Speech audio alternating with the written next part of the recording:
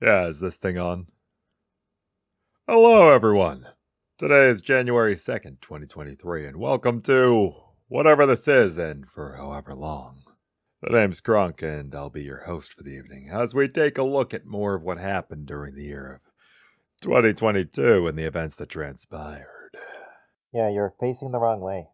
Oh, I am? Ah, there we go. 2022 started off with a savage world race right off the bat. It was called something or other. I just know there was a bat and probably a bird or two. Maybe a pig in a blanket down in the sewer. It's not really that important. The main thing we're trying to get here is that this was Team Last Impression's final tier together as a static, as well as Lamatod's very first world race. How exciting is that? To best tell the story, let's Boom. hand it over. That's so good. The first raid tier of Endwalker, Asphodelos, was a pretty awesome experience.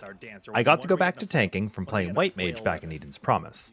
And getting to raid together with Last Impression is a pretty awesome experience because they're all really skilled gamers and we'd known each other for a long time. Bringing Lamatod into the mix to get him his first world prog experience was also fantastic. He really stepped up, and without long, we were through P1S. Surely it was. Do you remember Chaos, guys? When we thought like every part of that last sequence was the Enrage? Yeah, because it did all of them at once. Like in Yeah. succession.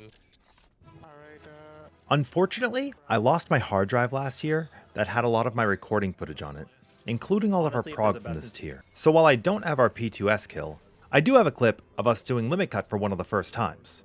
This fight wasn't too bad. I enjoyed it. It brought back mechanics we'd already Is that a seen. good example? Is that a good example? Is that a good example? For the kids. And had a few mechanics that would prove to be pretty difficult for a second turn for a lot of Party Finder. Namely, the limit cut shown here, as well as some of the arrow knockbacks with baits that we would see later into the fight. And that leads us into Phoenix. It's finally in reach. I think we got it. Oh my god. I don't want to say it's it.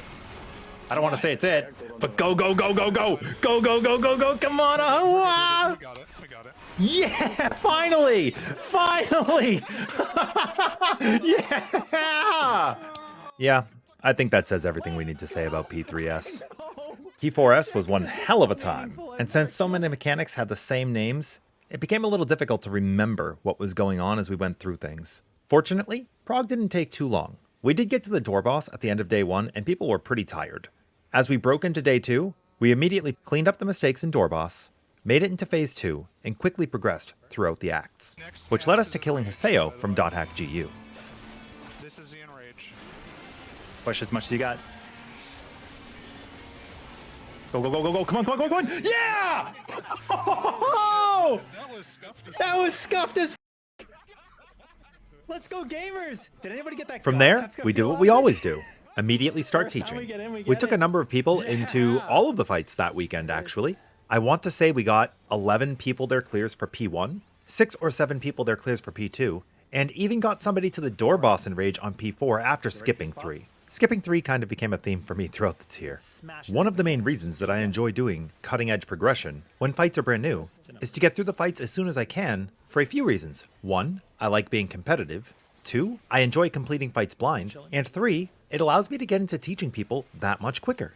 Unfortunately, we did have a situation happen on Valentine's Day of 2022. I slipped on some ice and broke my arm. I'd never really cared too much about falling on ice, since I live in an area of the world where it's common every winter to have a lot of snow and ice buildup. One wrong slip and catching myself with my arm, and it was all over. You know, the older I get, the older mortality kind of sinks in. And looking back on things, I'm sure that I've been reckless more times than I can count in my past. It's not until situations like this where you realize just how important it is to keep yourself as healthy as you can be and be safe when you're doing things. So my biggest piece of advice is to just stop growing up. You get more debuffs, the body becomes more brittle, and I really don't recommend it. Peter Pan probably had the right idea. Relearning how to play games with my right hand was a pretty difficult task. Fortunately, I had many wonderfully patient people in our community to get a grasp on things while I took on Savage with Warrior before breaking back into speedruns on Gunbreaker and Dark Knight. My rotation was all over the place, and things were pretty slow at first, but with time and a few keybinds moved around, I was able to get back into remaining competitive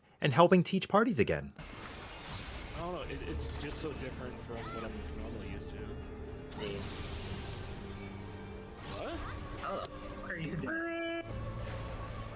They stand in between the In addition to having to relearn how to play Final Fantasy XIV with one arm, there were many other tasks that I had to undergo, from physical therapy to just simple tasks like eating or going to the bathroom. It was really difficult, and I'm super fortunate to have made the recovery that I have. And another game came out shortly after I broke my arm, Elden Ring. As a Bandai Namco partner, you know that I was going to play it immediately, but that is a story for tomorrow. One good thing did come out of P3S. We found out how Lalafels communicate with one another. Here, you can observe the rare Jesse Cox and the Snowkebab communicating what can only be perceived as a corporate takeover of all Phoenix everywhere.